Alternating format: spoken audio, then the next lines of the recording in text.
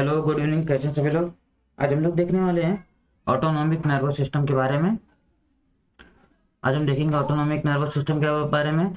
ये क्या होता है? कॉम्प्लेक्स नेटवर्क ऑफ सेल होता है, complex networks of the cells that controls the body internal systems.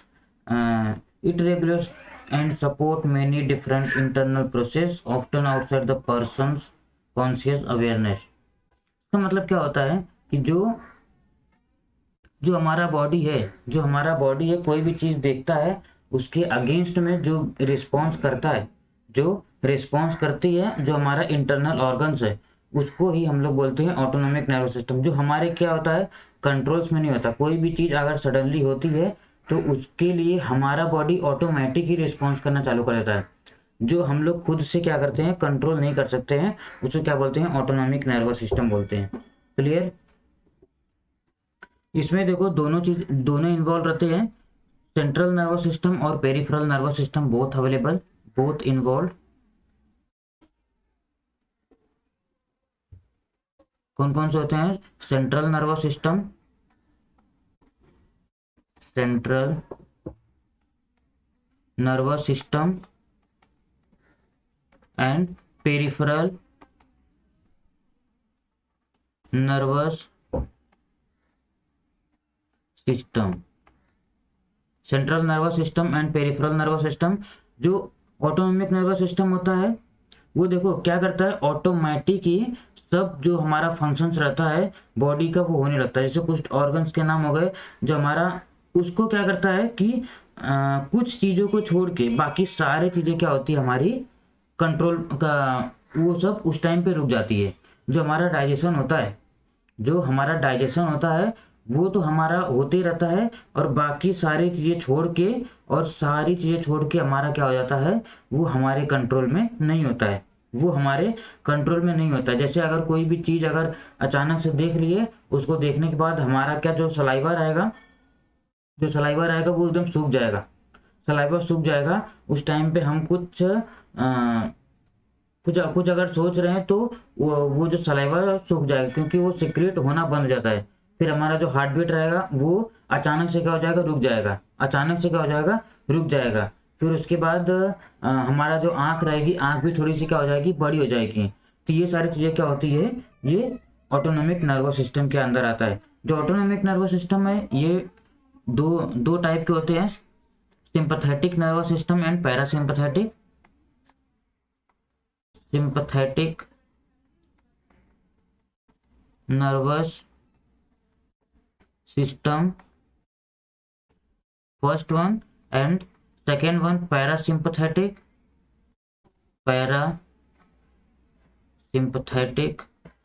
Nervous system. Clear? पहला कौन सा होता है, sympathetic nervous system, and second one parasympathetic nervous system. Sympathetic nervous system and parasympathetic nervous system. अब देखो इसमें हम लोग ना, मैं आपको एक एग्जांपल देता हूँ, सिंपैथेटिक क्या होता है, पैरासिम्पैथेटिक नर्वस सिस्टम क्या होता है। जो सिंपैथेटिक नर्वस सिस्टम होता है, जैसे अभी आप किसी ऐसी जगह पे चले गए हो जिसको क्या हुआ कि उधर अपने घर वाले मना किए जाने के लिए। क्लियर? उस पे उधर क्या हुआ, घर वाले बोल दिए नहीं जाने के लिए, लेकिन आप चले गए हो, और किसी ने फिर बोल दिया आपको, किसी आपके दोस्त ने बोल दिया कि उधर से तेरे पापा आ रहे हैं। क्या बोल दिए? उधर से तेरे पापा आ रहे हैं। तो क्या हो जाएगा, जैसे ही आपने देखा तो नहीं, लेकिन नाम सुनते ही, उस सामने वाले बंदे ने जैसा बोला, वो सुनते ही आपकी जो हार्ट बीट रहेगी वो पूरी रुक जाएगी। आपका जो मुंह का जो सलाइवा रहेगा वो पूरा ड्राई हो जाएगा, और क्या हो जाएगा कि आपका जो प्यूपिल रहेगा वो क्या हो जाएगा, पूरा कंस्ट्रिक्ट हो जाएगा। ऐसा पूरा एकदम आप ऐसे देखने लगोगे, एकदम आँख फाड़ फाड़ के ऐसा देखने लगोगे। तो उसके बाद क्या हो जाएगा, जैसे ही आपने पीछे मुड़ के देखा कि वो जो लड़का था वो झूठ बोल रहा है, आपके पापा नहीं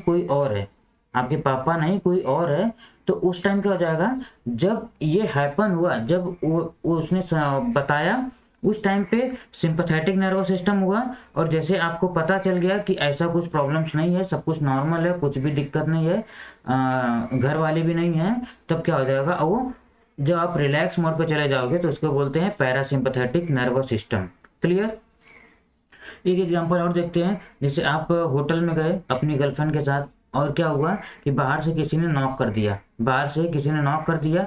नॉक करने के बाद आपको क्या लगेगा कि हो सकता है पुलिस आ गई हो, लेकिन क्या हो गया कि जैसे ही आपने उस टाइम पे क्या होगा, आपका पूरा मुंह का जो सलाइवा रहेगा वो सूख जाएगा। क्लियर।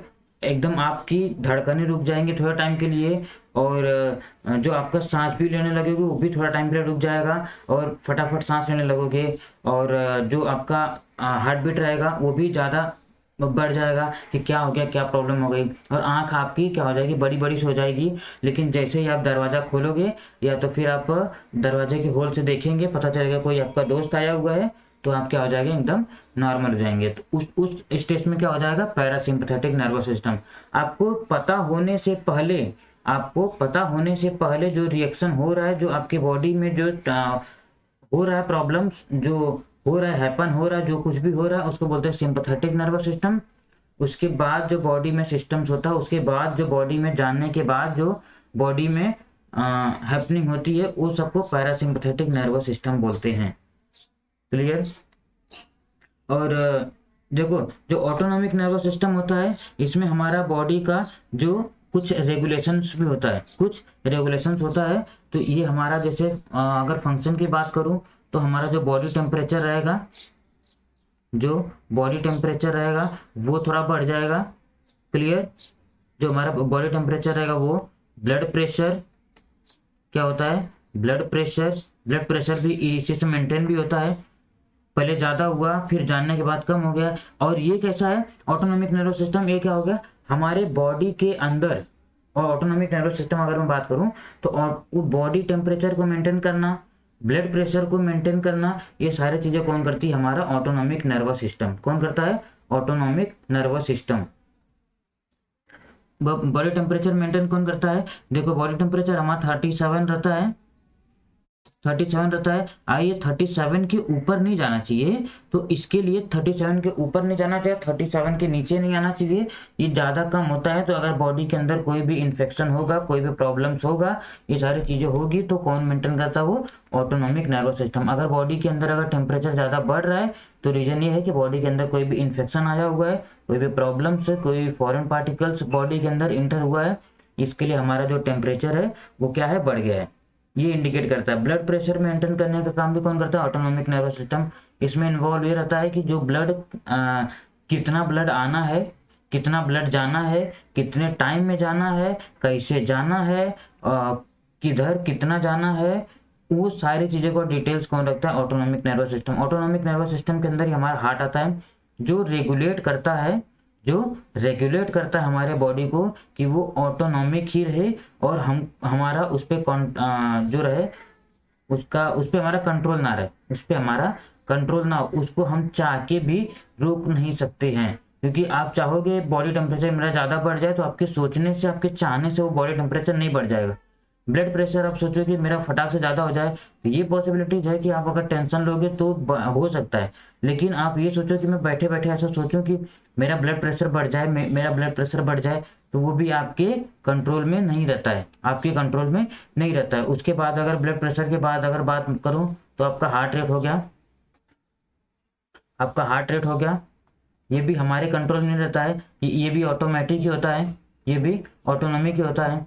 ये हार्ट रेट कितना चलना है, 72 रहना, 90 रहना, 60 रहना, 120 रहना है, ये डिपेंड करता है वो सिचुएशन, वो टाइम, वो इन्वायरमेंट पे डिपेंड करता है। अब अगर आप एग्जाम देने बैठे हैं तो उस टाइम पे आपका हार्ट रेट, ये चांसेस है कि अबव 90 रहेगा, 100 भी हो सकता है, अबव 100, अबव 90 के ऊपर ही आपका हार्ट रेट रहेगा। और अगर आप रिलैक्स मोड में अगर सो रहे हैं तो उस टाइम पे अगर आप ड्रीम नहीं देख रहे हैं, कोई सपना नहीं देख रहे हैं, तो आपका हार्ट रेट जो रहेगा वो 70-75 के बीच में आपका जो हार्ट रेट रहेगा, ये आपका नॉर्मल है।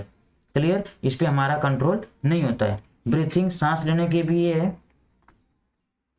सांस भी हम लोग कंट्रोल नहीं कर सकते हैं, क्योंकि क्या होता है जैसे ही आप सांस लेने को ट्राई करोगे, जैसे ही आप सांस ले रहे हो, तो अगर आप सांस रोकोगे तो रोकने के बाद आपका पूरा ऐसा दम लगने लगेगा, आपको ऐसा प्रॉब्लम लगने लगेगी। उसके बाद फिर क्या करोगे, आप ऐसा हाँफने लगोगे। जैसे हाँफने लगोगे तो ये मतलब हुआ कि आप उस चीज़ को कंट्रोल नहीं कर सकते हो, क्योंकि जैसे ही कंट्रोल करने जाओगे तो आपके अंदर और बाकी सारी चीज़ें का प्रॉब्लम्स होना चालू हो जाएगा।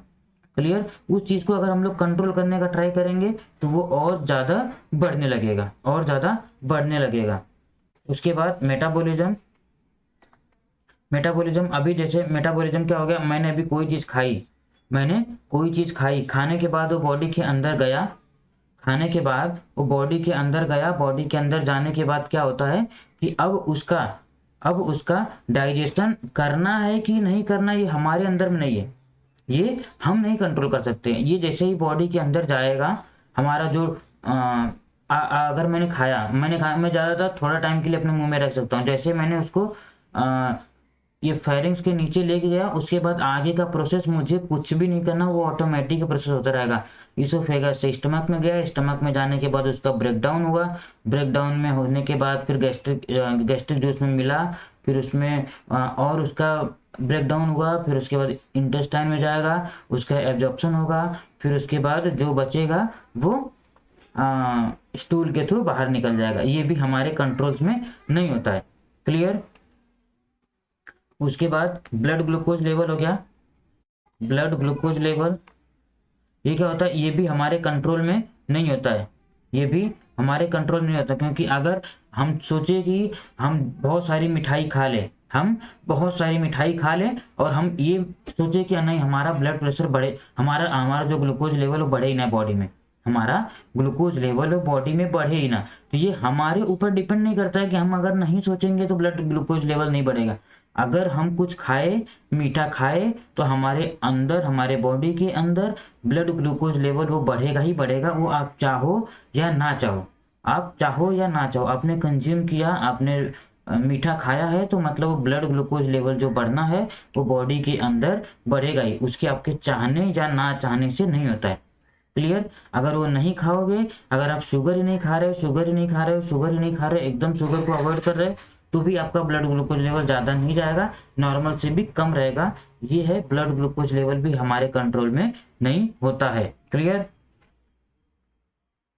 Blood activity, blood activity, blood activity को कैसे मैं डिफ्रेंशिएट करूं।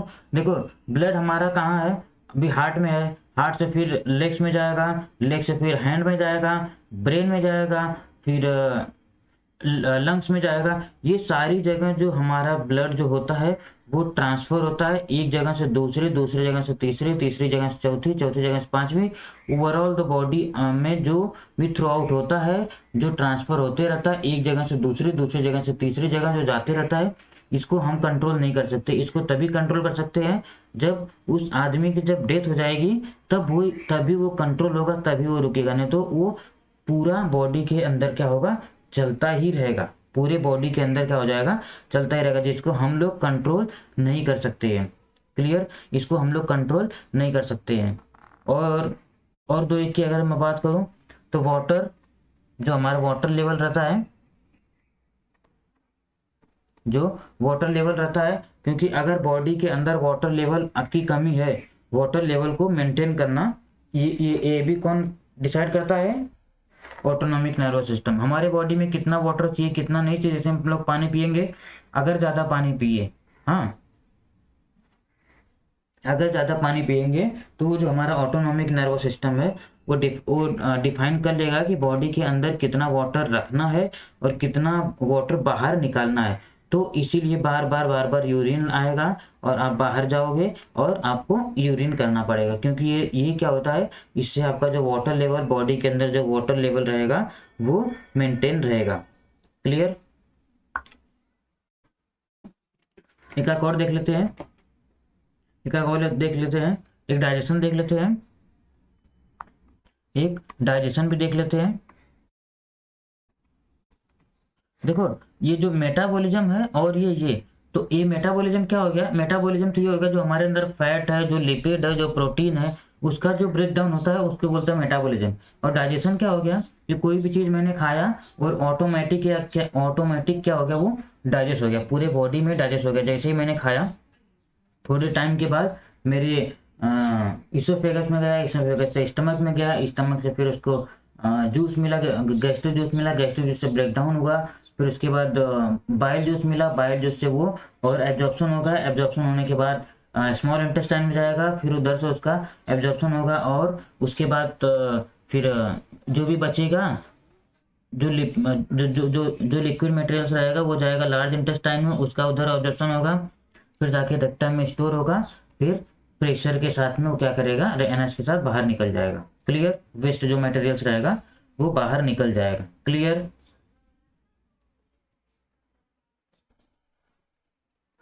और जो ना हमारा ऑटोनोमिक नर्वस सिस्टम होता है, हमारा जो ऑटोनोमिक नर्वस सिस्टम होता है,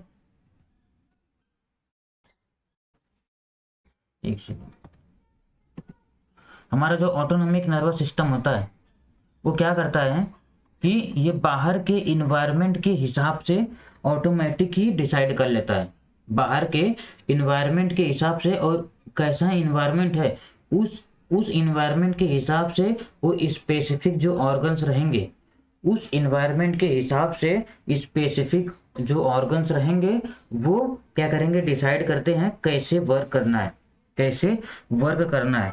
क्लियर, अभी जैसे ऑटोनोमिक हो गया, तो ऑटोनोमिक नर्वस सिस्टम में क्या मैंने बोला कि जैसे ही बाहर का एनवायरनमेंट रहेगा वो ऑटोमेटिक ही बॉडी के अंदर वैसा रिस्पॉन्स होना चालू हो जाता है। जैसे कि अभी बाहर गर्मी लग रही है, बाहर गर्मी है, अभी बाहर का टेम्परेचर कितना हो गया है, 25 डिग्री सेल्सियस हो गया।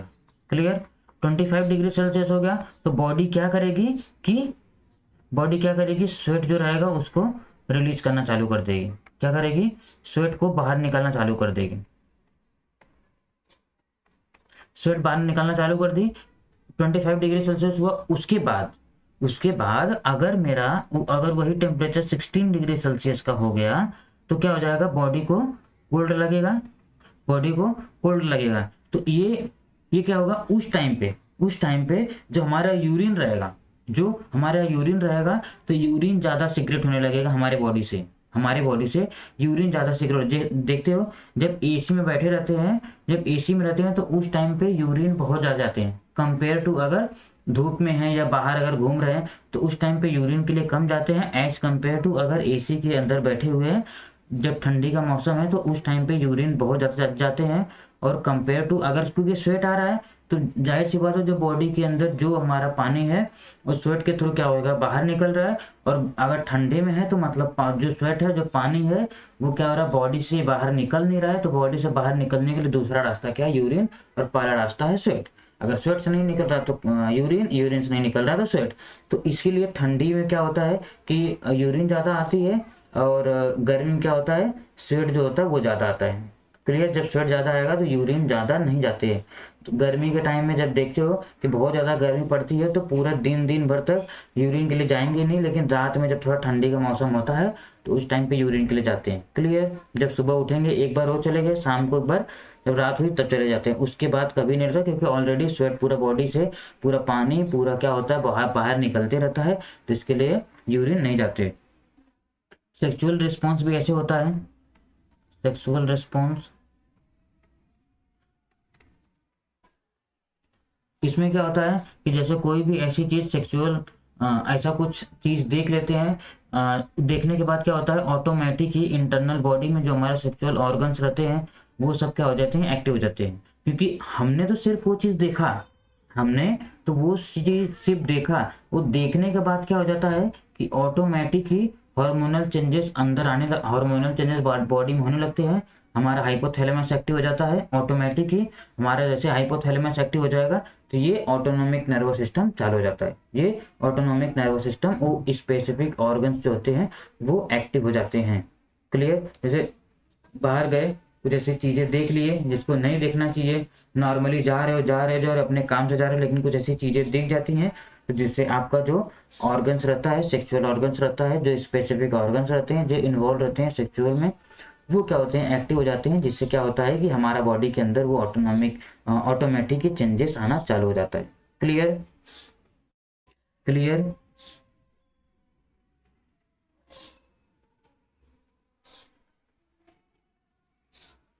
देखो अभी अभी देखो जैसे बाहर से अगर बाहर से कोई भी कोई भी, जैसे हमको कोई प्रॉब्लम्स लगी, जैसे कोई भी बाहर से हमको प्रॉब्लम्स लगी कि मेरे बॉडी के अंदर कुछ प्रॉब्लम्स है, बाहर से इन्वायरमेंटल प्रॉब्लम्स लगा,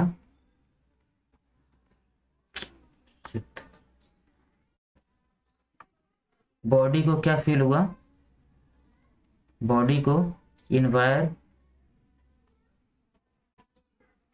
इन्वायरमेंटल प्रॉब्लम लगा, इन्वायरमेंटल प्रॉब्लम लगा बॉडी को। जैसे ही बॉडी को बाहर का कुछ भी इन्वायरमेंटल प्रॉब्लम लगा तो हमारी बॉडी क्या करेगी, जो हमारा हार्ट रेट है, जो हमारा हार्ट रेट है वो क्या करेगी, बढ़ा देगी, हार्ट रेट बढ़ा दी। फिर उसके बाद फिर उसके बाद क्या हो जाएगा, जो हमारा ब्रीथिंग है, जो हमारा ब्रीथिंग है वो इजीली फटाफट होने लगता है। क्या होता है, इजीली फटाफट करने लगते हैं। जैसे कोई भी चीज देख लिए अच्छा एकदम, जैसे डर डर गए, किसी चीज से डरे, कोई चीज मुझे डरा रही है, कोई चीज प्रॉब्लम कर रही है, तो क्या है कि मेरा हार्ट रेट होगा, क्या हो जाएगा, बढ़ जाएगा। और मेरा जो सांस लेने की जो वो रहेगी, मैं ऐसा ऐसा फटाफट फटाफट क्या होने सांस लेने लगते हैं, क्या होते हैं, सांस लेने लगते हैं। ब्रीथिंग जो रहेगी वो भी क्या हो जाएगी, बढ़ जाएगी और इजीली लेने लगते हैं, ब्रीथिंग इजीली। क्लियर, ब्रीथिंग हमारा क्या हो जाएगा, ज़्यादा और इजीली लेने लगते हैं। और क्या हो जाएगा, जो हमारा मसल्स रहता है उसका जो स्ट्रेंथ रहता है वो बढ़ जाता है, इंक्रीज मसल स्ट्रेंथ। क्लियर, ये क्या होता है, हार्ट रेट तो बढ़ गया, क्योंकि कोई भी चीज़ अगर देखे तो हार्ट रेट हमारा फटाफट बढ़ जाएगा, क्योंकि अच्छा वो हो गया।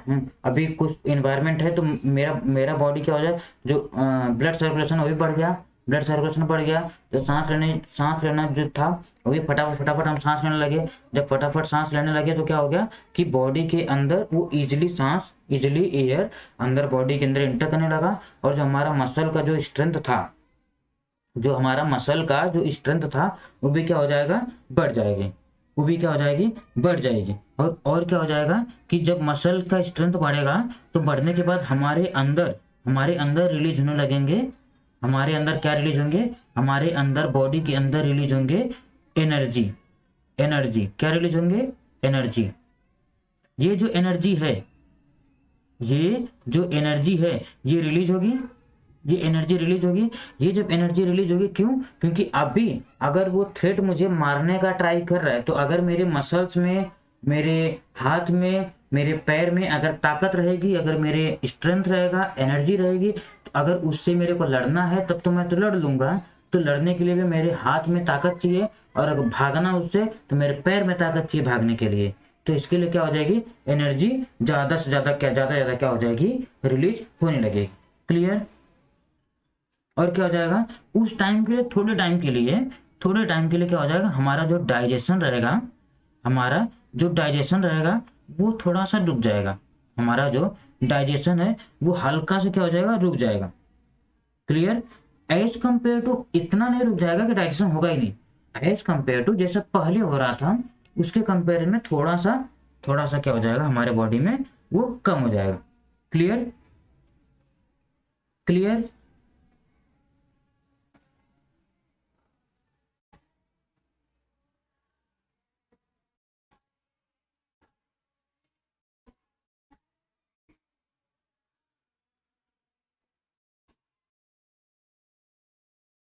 क्लियर, कुछ हम लोग इसके फैक्टर्स देख लेते हैं। हाँ, कुछ हम लोग इसके फैक्टर्स देख लेते हैं फिर आगे बढ़ते हैं। हम लोग इसके फैक्टर देखते हैं। फैक्टर क्या हो गए कि जैसे कुछ वर्क रिलेटेड अगर कुछ स्ट्रेस रहेगा, वर्क रिलेटेड स्ट्रेस रहेगा तो भी ये प्रॉब्लम्स हो सकती है, तो भी लगेगा। और फाइनेंशियल अगर रहेगा तो भी, फाइनेंशियल कंसर्न हो गया। क्लियर, और रिलेशनशिप प्रॉब्लम्स, आजकल तो ये सबसे ज़्यादा प्रॉब्लम्स है,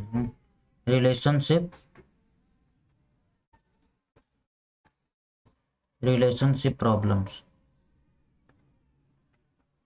क्लियर, क्लियर। और देखो ज़्यादा अगर स्ट्रेस लेंगे, अगर ज़्यादा स्ट्रेस लेते हैं तो ये जो है, ये जो ऑटोनॉमिक नर्वस सिस्टम है, ये जो ऑटोनॉमिक नर्वस सिस्टम ये लॉन्ग टाइम के लिए हो जाता है, ये लॉन्ग टाइम के लिए हो जाता है, क्योंकि अगर स्ट्रेस लेते हैं तो हमारा जो नर्वस सिस्टम है वो क्या हो जाए, कंफ्यूज रहता है, वो कंफ्यूज रहता है और अच्छे से क्या होता है, वर्क नहीं करता है, कंफ्यूज रहता है और ये अच्छे से वर्क नहीं करता है। इसके लिए ज़्यादा अगर स्ट्रेस लेंगे तो जो ऑटोनॉमिक नर्वस सिस्टम का जो पीरियड रहता है, ऑटोनॉमिक नर्वस सिस्टम का जो पीरियड रहेगा वो क्या हो जाएगा, लॉन्गर टाइम के लिए रहेगा। किसके लिए, लॉन्गर टाइम के लिए। क्लियर। और कुछ ड्रग्स रहते हैं, कुछ ड्रग्स रहते हैं जो इसमें वो भी इन्वॉल्व रहते हैं, जो भी क्या करते हैं, ऑटोनॉमिक नर्वस सिस्टम को क्या करते हैं, अफेक्ट करते हैं, ऑटोनॉमिक नर्वस सिस्टम को अफेक्ट करते हैं। क्लियर। पहला कौन सा है, फिनाइल, फिनाइलफ्रेन है, फिनाइलफ्रेन क्या है, फिनाइलफ्रेन। और दूसरा कौन सा है, दूसरा कौन सा है, कैफीन हो गया। ये जो फिनाइलफ्रेन है इसको ना किस लिए कहते हैं पता है, ये ब्लड प्रेशर जो ज़्यादा रहता है, ब्लड प्रेशर को लो करने के लिए फिनाइलफ्रेन यूज करते हैं। और कैफीन क्या होता है, स्ट्रेस को, स्ट्रेस जो रहता है उसको रिलीज करने के लिए, स्ट्रेस को कंट्रोल करने के लिए, और जो स्लीप आती है, जो टायर्डनेस रहता है उसको भी क्या करता है, ये कम करता है, कम करता है। Clear, clear. और एक और है, उसका नाम क्या है, क्लोनिडीन। क्या है, क्लोनिडीन। ये जो क्लोनिडीन होता है इसको ना डॉक्टर ना क्या करता है, हाई ब्लड प्रेशर के लिए यूज करता है। किसके लिए, हाई ब्लड प्रेशर के लिए, हाई ब्लड प्रेशर के, लो ब्लड प्रेशर के लिए ये, और हाई, लो के लिए ये और हाई के लिए ये। Clear, clear. इतना हो गया। कुछ जो ऑटोनॉमिक नर्वस सिस्टम के जो डिसऑर्डर्स हो जाते हैं, जो प्रॉब्लम्स हो जाती हैं, जो बाद में इतने ज़्यादा अफेक्टिव नहीं रहती है, इतना ज़्यादा ये प्रॉब्लम्स हो जाती है कि अच्छे से काम नहीं करता है। वो क्या होता है कि जब एक उम्र हो जाती है, जब एक उम्र हो जाती है तो उसके बाद जो ऑटोनॉमिक नर्वस सिस्टम होता है वो अच्छे से वर्क नहीं करता है।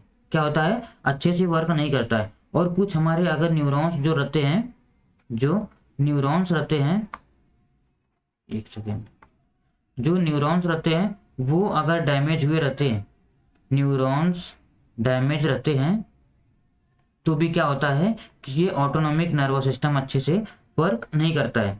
और भी हो सकता है स्पेसिफिक जो कुछ पार्ट्स रहता है, specific parts in brain, specific part जो ब्रेन में रहते हैं वो भी अगर अफेक्टेड हैं, खराब हुए हैं, कुछ थोड़ा इफेक्टिव हुए हैं, तो भी क्या होता है, ये जो ऑटोनॉमिक नर्वस सिस्टम में ये अच्छे से काम नहीं करते हैं। क्योंकि एक बूढ़ा आदमी जो होता है वो, उसके अंदर कोई भी चीज़ रिस्पॉन्स, कोई भी चीज़ अगर देख लिया, देखने के बाद फटाक से एनर्जी बॉडी में नहीं आ जाती है कि उस चीज़ से वो लड़ सके। और जो कोई भी चीज़ देखने के बाद, देखो उनको अगर कोई भी चीज़ देखते हैं तो जल्दी किसी भी चीज़ को रिएक्ट नहीं करते हैं, उनका जो ब्लड प्रेशर रहता है फटाक से नहीं बढ़ता है और उनका रिस्पॉन्स उतना ज़्यादा नहीं रहता है एज कम्पेयर टू यंगर लोग को होगा। और उनका जो डाइजेशन रहता है वो भी थोड़ा सा कम हो जाता है, और जो सांस लेने की क्षमता रहती है, जो सांस जो उनके अंदर जाती है ऑटोनॉमिक होती है, वो भी कम हो जाती है। और क्या होता है, अगर जो ये सारी चीज़ें तो कौन कंट्रोल करता है, हमारा न्यूरॉन्स। कौन कंट्रोल करता है, हमारा न्यूरॉन्स। अगर न्यूरॉन्स ही डैमेज है, जो कंपेयर टू, अगर समझो 100 न्यूरॉन्स हमारे बॉडी के अंदर चाहिए, किसमें, ऑटोनॉमिक नर्वस सिस्टम को वर्क करने के लिए, लेकिन क्या हो गए कि जो 100 न्यूरॉन थे वो कुछ न्यूरॉन्स, जो 50 न्यूरॉन्स थे वो मर गए। अगर 50 न्यूरॉन्स मर गए हैं तो 50 जहाँ 100 न्यूरॉन्स मैसेज दे रहे थे, 100 न्यूरॉन्स बोल रहे थे ये काम करने के लिए, अब वो क्या हो गया, 50 न्यूरॉन्स ही उसको सिग्नल्स दे रहे हैं ये करने के लिए। तो अगर 50 दे रहे हैं तो एज कम्पेयर टू अगर 100 से 50 हो गए तो कॉमन सी बात है कि उसका जो वर्क रहेगा, उसका जो काम करने की क्षमता रहेगी वो क्या हो जाएगी, कम हो जाएगी। और स्पेसिफिक पार्ट ऑफ ब्रेन, जैसे कुछ पार्ट्स ऑफ ब्रेन है कि जैसे लेफ्ट साइड का ब्रेन है मेरा, तो हार्ट के लिए, तो अगर मेरा हार्ट का जो लेफ्ट साइड का मेरा ब्रेन अगर अच्छे से काम नहीं कर रहा है तो मेरा हार्ट भी अच्छे से काम नहीं करेगा। तो स्पेसिफिक जो पार्ट्स रहेगा ब्रेन का, स्पेसिफिक पार्ट बना है स्पेसिफिक ऑर्गन के लिए, तो अगर वो डैमेज हुआ है तो भी हमारा जो ऑटोनॉमिक नर्वस सिस्टम है वो भी क्या हो जाएगा, अच्छे से काम नहीं करेगा। और क्या होता है, कुछ ऐसे अभी के लाइफ साइकिल, अभी के कल्चर के हिसाब से और भी सारी चीज़ें हो गई है। जैसे क्या हो गया, एक डायबिटीज हो गई, एक डायबिटीज है। अगर बॉडी के अंदर डायबिटीज है, अगर बॉडी के अंदर डायबिटीज है तो भी ऑटोनॉमिक नर्वस सिस्टम अच्छे से वर्क नहीं करेगा, अच्छे से वर्क नहीं करेगा। Clear, as compare to healthy person, as compare to normal person. Clear. और दूसरा दूसरा क्या हो जाएगा, अगर कुछ पेरिफेरल नर्वस सिस्टम जो हमारे बॉडी के अंदर कुछ पेरिफेरल नर्वस डिसऑर्डर, अगर बॉडी के अंदर जो पेरिफेरल न्यूरॉन्स हैं, जो नर्वस हैं, जो बॉडी जो ब्रेन के अंदर हैं उसको क्रेनियल नर्व्स बोलते हैं, और जो पूरे बॉडी में फैले हुए हैं, स्पाइनल कॉर्ड से जो फैले हुए हैं पूरे बॉडी में, उसको बोलते हैं स्पाइनल नर्व्स। क्लियर। तो उसमें अगर डिसऑर्डर्स है, उस चीज में अगर डिसऑर्डर्स है तो क्या हो जाएगा, उस कंडीशन में भी ऑटोनॉमिक नर्वस सिस्टम अच्छे से प्ले नहीं करेगा, अच्छे से वर्क नहीं करेगा। और पार्किंसन डिजीज क्या हो जाएगी,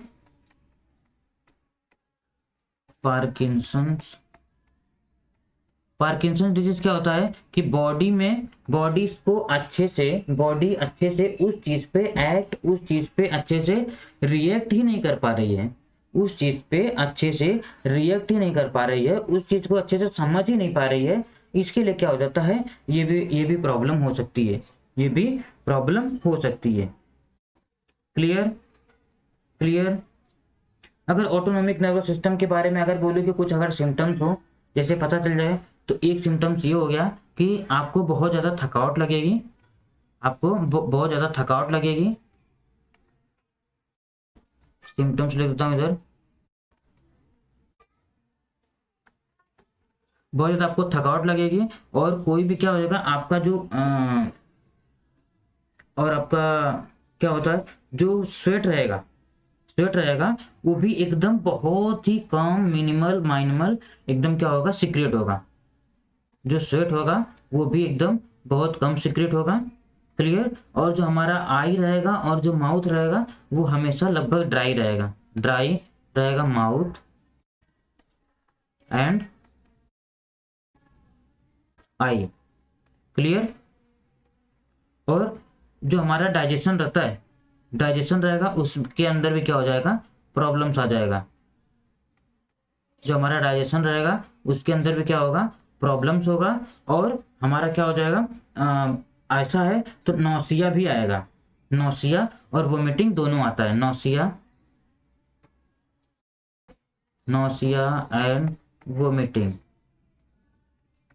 एंड वोमिटिंग दोनों क्या होता है, दोनों से होता है। और ऐसा अगर प्रॉब्लम है नौसिया वोमिटिंग, अगर हमारा डाइजेशन भी अच्छे से नहीं हो रहा है, तो डाइजेशन नहीं अच्छे से हो रहा है तो मतलब ये दोनों प्रॉब्लम्स हो रही है, उसके साथ में क्या हो जाएगा, कॉन्स्टिपेशन हो जाएगा। और यही प्रॉब्लम्स होती है जो छोटे बच्चे रहते हैं, और अगर जो बूढ़े हो जाते हैं, जो 70 के ऊपर हो जाते हैं, उनको भी ये कॉन्स्टिपेशन की प्रॉब्लम्स होने लगती है, क्योंकि उनका ऑटोनॉमिक नर्वस सिस्टम अच्छे से काम नहीं करता है। और यूरिनेशन में भी प्रॉब्लम हो जाएगी, डिफिकल्टी इन यूरिनेशन। क्लियर। और इरेक्टाइल डिस्फंक्शन भी हो जाएगा, इरेक्टाइल डिस्फंक्शन।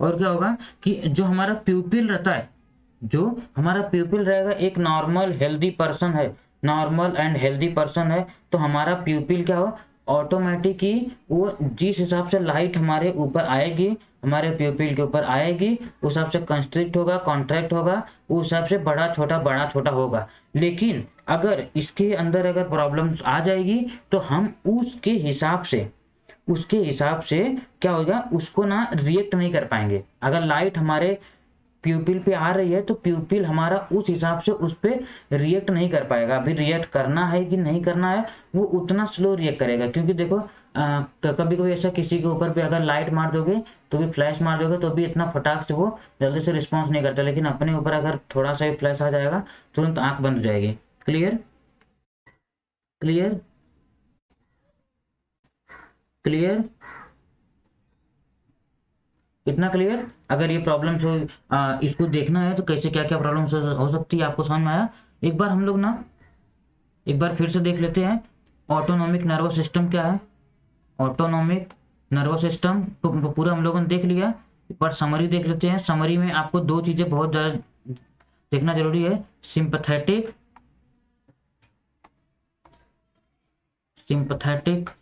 Sorry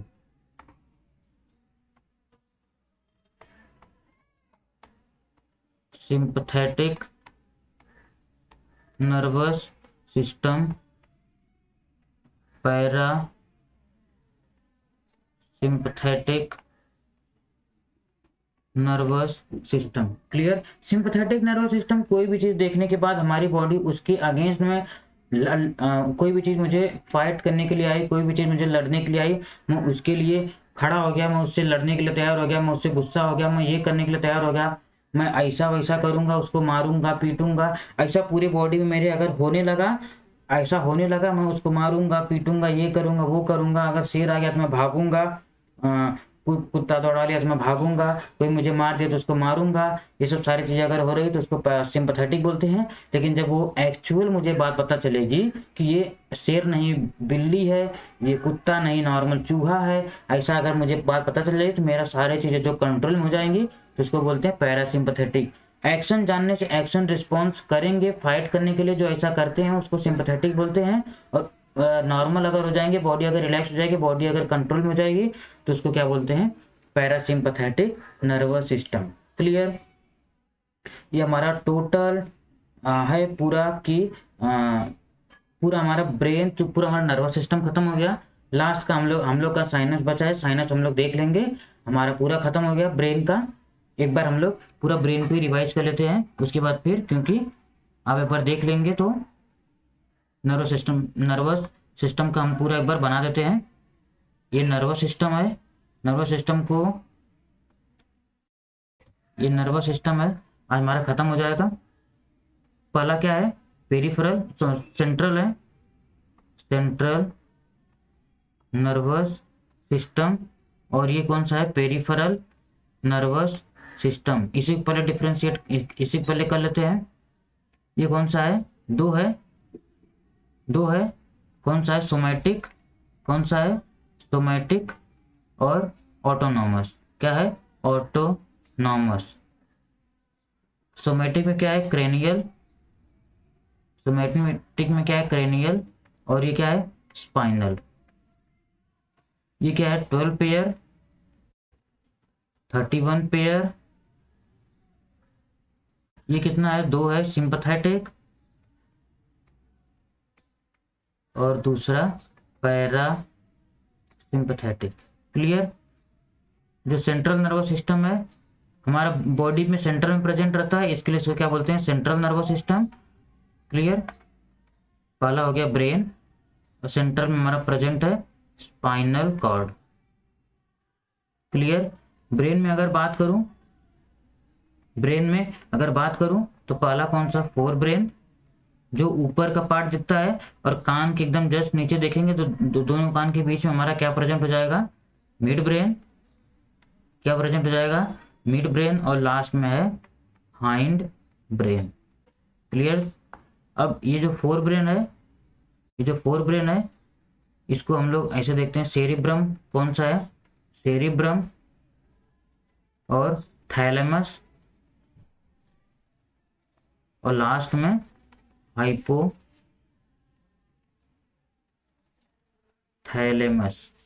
clear. और मिड ब्रेन में सेरिब्रल और कॉर्पोरा, सेरिब्रल कॉर्पोरा। और इसमें कौन सा है? सेरिबेलम, सेरिबेलम पॉन्स, और लास्ट में medulla oblongata, medulla oblongata. Clear. ये जो रहता है ये मेमोरी कंट्रोल करता है, ये एक्सटर्नल सरफेस को, एक्सटर्नल कुछ भी डेंजरस रहेगा, एक्सटर्नल कुछ भी इन्फॉर्मेशन रहेगा उसको कंट्रोल करेगा, इंटरनल बॉडी कंट्रोल करेगा, सेरिब्रल हमारा है स्पाइनल कॉर्ड को कंट्रोल करेगा। और ये क्या करता है? ये हमारा सुनने और देखने को कंट्रोल करता है। सेरिबेलम में पोस्चर को कंट्रोल करता है। पोन्स क्या करता है? रिफ्लेक्स एक्शन बॉडी में जितना भी होता है उसको कंट्रोल करता है। और जो मेडुला ऑब्लोंगेटा है ये किसको कंट्रोल करता है? हमारे जो भी ऑर्गन्स रहते हैं, जैसे डाइजेशन हो गया, रेस्पिरेशन हो गया। क्लियर। डाइजेशन हो गया, रेस्पिरेशन हो गया, ये सारी चीजें कौन कंट्रोल करता है? Medulla oblongata. क्लियर। और 12 क्रेनियल नर्व होता है जो हमारे बॉडी के अंदर जो फैले हुए हैं, जो जो इन्फॉर्मेशन लेके आते हैं ब्रेन में, उसको क्या बोलते हैं? 12 क्रेनियल नर्व। इसका पूरा 12 है, 1 2 3 4 ऐसा जो रोमन में लिखते हैं, पूरा लिखना रहता है। 31 स्पाइनल होता है, इसमें 8 हो गया क्रेनियल, और सॉरी सर्वाइकल हो गया, और 12 हो गया थोरेसिक, 5 हो गया लंबार, 5 हो गया सैक्रम, और 1 हो गया कोकिक्स। क्लियर। इसके बाद सिंपैथेटिक में एक्शन जानने से पहले जो रिस्पॉन्स होने लगता है बॉडी के अंदर, जो भी चेंजेस होने लगता है उसको बोलते हैं सिंपैथेटिक, और लास्ट में आता है parasympathetic. Clear. I hope you understood. आज हम लोग समरी भी देख लिए और नर्वस सिस्टम हमारा खत्म हो गया। लास्ट और एक बचा है जो उसमें क्या है, वो साइनेप्स, कैसे एक न्यूरॉन से दूसरे न्यूरॉन्स के अंदर हमारा जो सेंस रहता है, जो जाता है, वो बहुत इंपॉर्टेंट रहता है। उसको हम लोग नेक्स्ट वीडियोज में देखते हैं। Thank you and see in the next.